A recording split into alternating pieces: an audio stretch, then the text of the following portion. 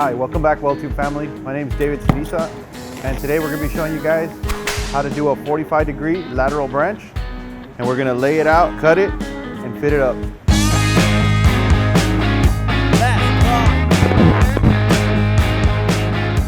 All right guys, so today we got a 12-inch standard wall pipe here, 375 wall, and we're going to be doing a 12-on-12 lateral at a 45 degrees. So we're going to be using today is the Pipefitters Blue Book. We're going to be turning to page 37.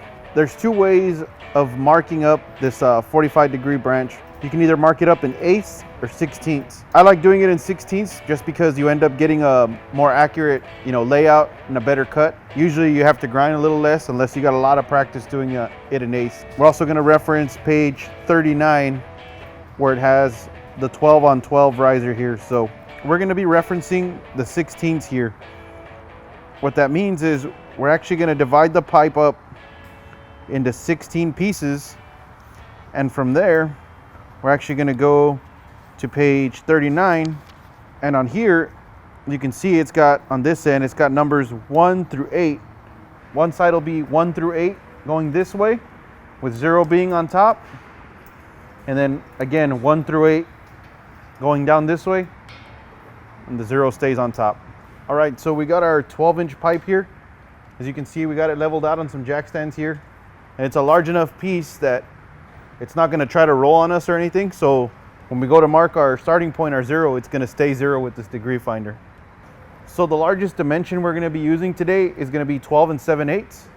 So I'm actually going to mark a line back 14 inches just to give us a little bit of room, and you guys can see the layout a little bit better. So I'm going to go ahead and mark it at 14. And then I'm actually going to put this wraparound so we can have a nice straight line to reference all of our dimensions. When you guys put this wraparound, you guys want to make sure that you take any slack out of it, that it's sitting nice and tight against the pipe. It takes a little bit of work. Make sure it's nice and straight. And then you want to line up these two edges here. You want to make sure that these edges are lined up straight and your wraparound is sitting nice and tight.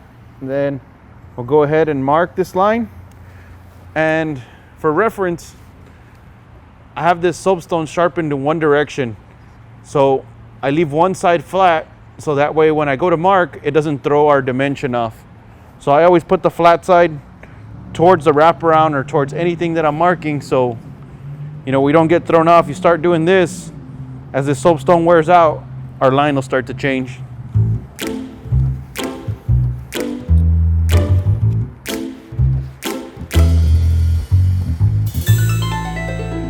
All right, so I'm gonna have my buddy Ryan come in and help me right here so we can mark all these lines up.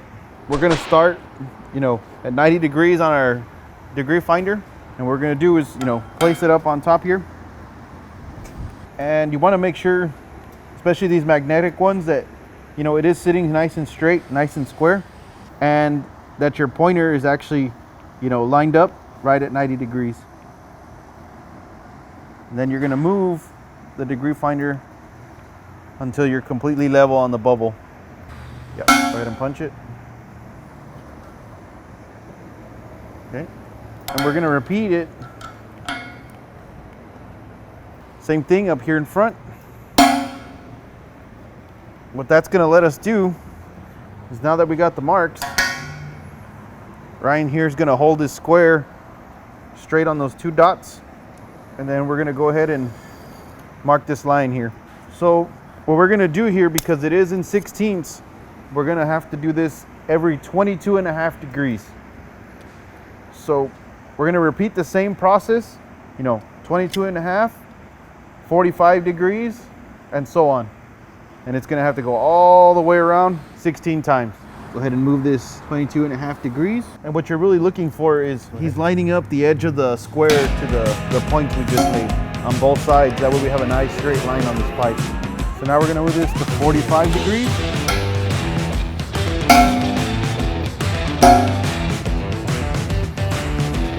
Right, so it's at 22.5 degrees. Mark another line here.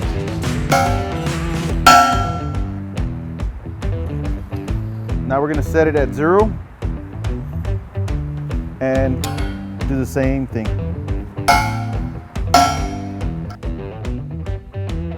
like we said before, this is going to be our starting point. So this is going to be 0. I'm going to go ahead and mark this in paint marker so it doesn't go away on us. And this is going to be 1, 2, 3, 4. And we're going to have, 5, 6, 7, 8 at the very bottom. So unlike a regular branch, where you only mark 4 and 4, it's kind of like a mirror image. This one will have 8 all the way down. So we're going to go ahead and just, continue this process, mark up all 16 lines, and then we'll start laying out the actual branch. All right, so we marked all 16 lines here. And you can see I already have them numbered here. So it goes from 0, 1, 2, 3, 4, 5, 6, 7, and a very center bottom line, that's 8. And it's basically a mirror image on the other end. We're starting back at 0, and you're gonna go 1, 2, 3, 4, 5, 6, 7, all the way to the bottom. We'll get 8 again. And that's really important when we go to actually start laying out our dimensions from our line here over this way. All right, so after all your 16 lines are marked up and you already numbered each one, what you're gonna do is reference back here on page 39 of the Pipefitter Blue Book. You can see here it has dimensions and they're numbered 1 through 8. So all we're gonna do is find our header size on the top and then reference each dimension to each line and just mark it out from our starting point here that we had marked earlier over this way. All right, so we're gonna go ahead and start laying out our dimensions here. We are gonna be burning an inch. So everything you see here, it's gonna look over an inch. But that's because, just to be a little more accurate, the end of these tapes, they kind of have this movement. We're gonna basically start at the 1 inch mark each time. So our first dimension, referencing, we're gonna go, from 1, that's 1 1/16 inch. So looking at our book going down, our next one is gonna be 4 1/16 inch. Yep. Our next one here is gonna be 8 1/4 inch. And our next dimension here is going to be 12. And you're going to basically repeat this process, for line 5, 6, 7, and 8. And then you're going to go ahead and mirror it on the other end here.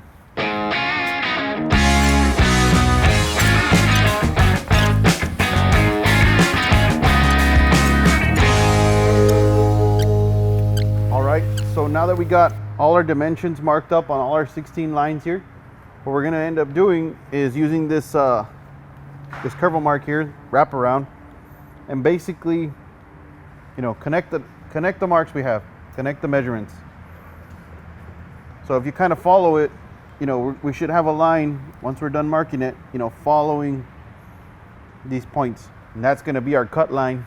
You want to, kind of place this, try to line them up as best as you can. You kind of have to sometimes stand this up or lay it down depending if you got more curvature or not. But don't try to do, kind of this whole thing at once. It's going to get, wavy on you and move. So, that's the reason we have 16 lines. Just take it in small pieces. You can kind of clean it up afterwards. You'll be able to get a good visual, representation of your line there.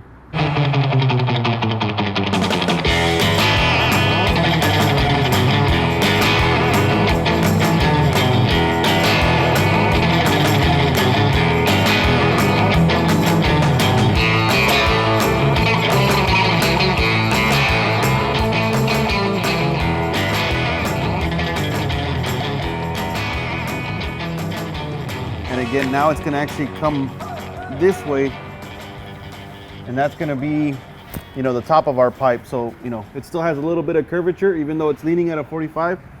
So you'll actually see the cut turn back against itself over here. We're just going to basically do the same thing on this other side. Just patiently mark our lines. the cleaner you can mark this up, the better your cut's gonna end up.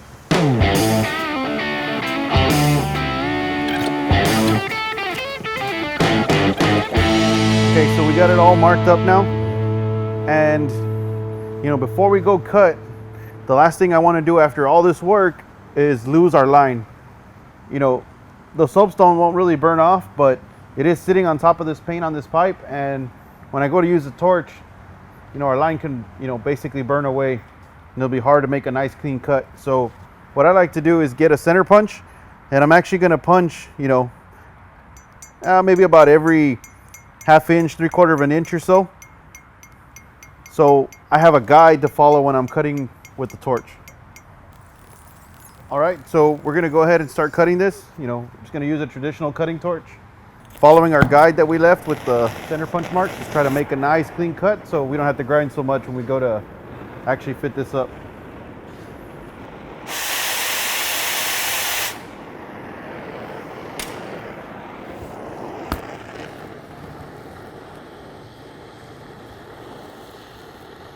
So the first thing you want to do is heat up, you know, an area away from the actual cutting edge, so you can actually start, you know, blow through the material, then start moving your cut towards your line.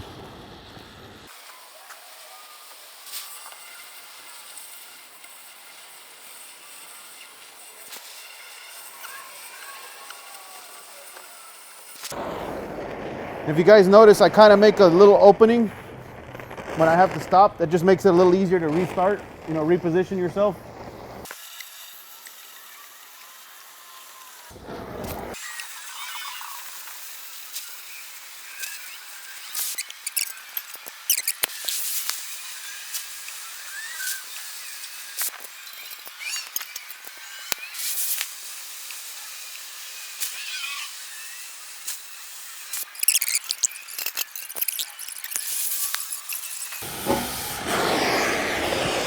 Yeah. All right, as you can see, we already cut our, you know, 45 lateral out. So now we're going to go ahead and start grinding and cleaning all these edges up. Once we got it all cleaned up and grinded up, we're going to go ahead and cut it, you know, somewhere around here. And we're actually going to fit it up in the center of this piece over here.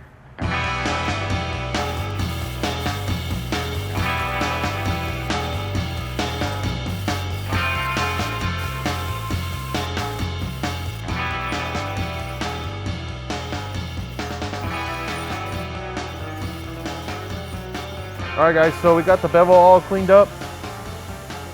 You know, got it all nice and clean. So I've already got it marked here. We're gonna go ahead and cut our piece off, and then we'll go ahead and start laying it out on our header.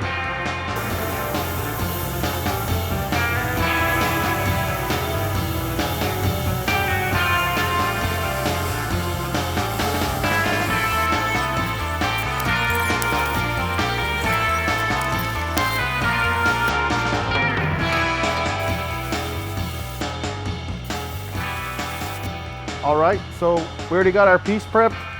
You know, this is gonna be what we're gonna mount it on. So I'm gonna go ahead and mark a center point here and a center point here so I can get a center line drawn on this pipe. So that way we make sure that when we put our lateral on it, that it's not rolled on us. Level it out. And, you know, before you do this, you wanna make sure that your piece is secure. It's not gonna roll on you. You know, this is a big enough piece of pipe here that it's not going to roll. It's going to stay put pretty much. So, all right, so I'm going to use our 2-foot square here, and you know, just put it on the edges of your center marks. Then again, use the flat side of your soapstone.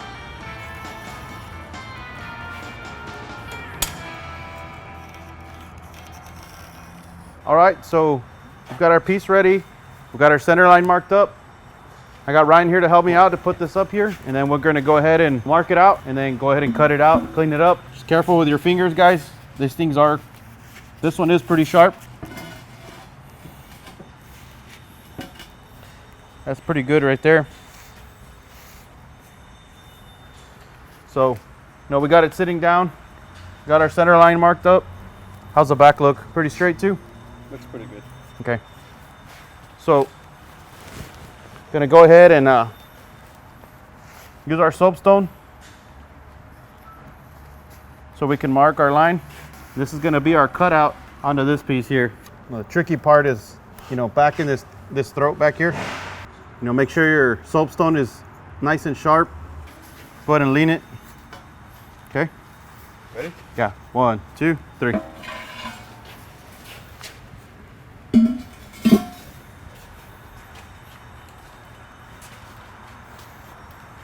All right, so we've got our line marked up, and again, gonna use a center punch. You know, mark every, you know, 3/8 of an inch, 1/4 inch. You can even space it a 1/2 inch. What this is gonna do again, just for when we go to cut, that we don't lose our line, you know, when the paint burns, the soapstone blows off with the oxygen, you know, we'll be able to have a nice dotted line to follow. All right, so we got it all center punched out. I'm gonna go ahead and cut it out. And when I go to cut, guys, I'm gonna cut slightly inside of the line. So when I go to grind and clean it up, I don't make the opening bigger. I wanna grind 2 of my marks, so it's just gonna be just slightly underneath to the inside.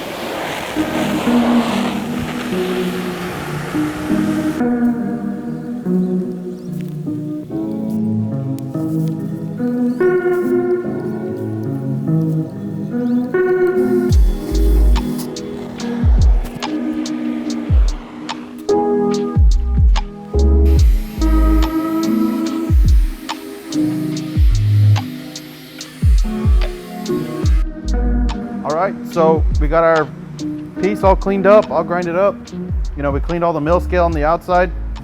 You know, we are gonna be welding this with TIG. So I've got 2 532 spacers here. And what I'm gonna do is I'm just gonna tape them in place just to kind of help, you know, keep them where they're at so they're not moving around on me.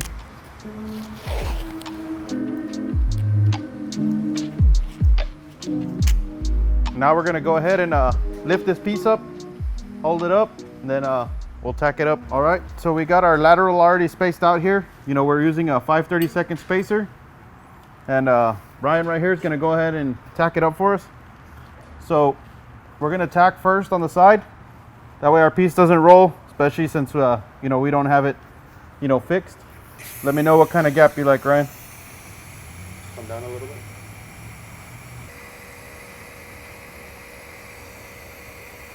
Ryan is tacking this this joint here at 95 amps on the Miller Dynasty 280. All right, so what I'm gonna go ahead and do, this tack should hold it up, keep it spaced out. I'm gonna go ahead and remove all these spacers for now. You know, I'm gonna have to pull all these out before we put another tack and, you know, it pulls down and we'll have a really hard time getting these spacers out. All right, so gone ahead and spaced it open here with this wedge. You can see we got our level here. We're nice and level. You like your gap right there, Ryan? Looks good. All right, go ahead and tack it. So I'm gonna go ahead and check the level of our header here. Nice and level. I'm gonna go ahead and get a little bit smaller wedge here. All right, so our level is riding towards the line on this side. So I'm gonna go ahead and put our wedge on this side a little bit just to bring it towards the center, because we're gonna tack here and it's gonna pull it against that line. All right, Ryan, go ahead and tack it.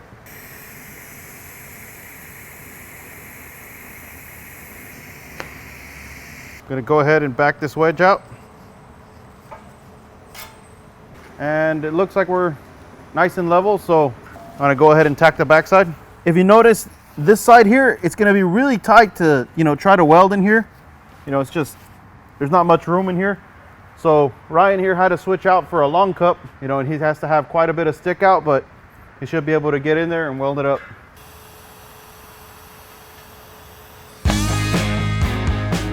All right, guys, so there you have it.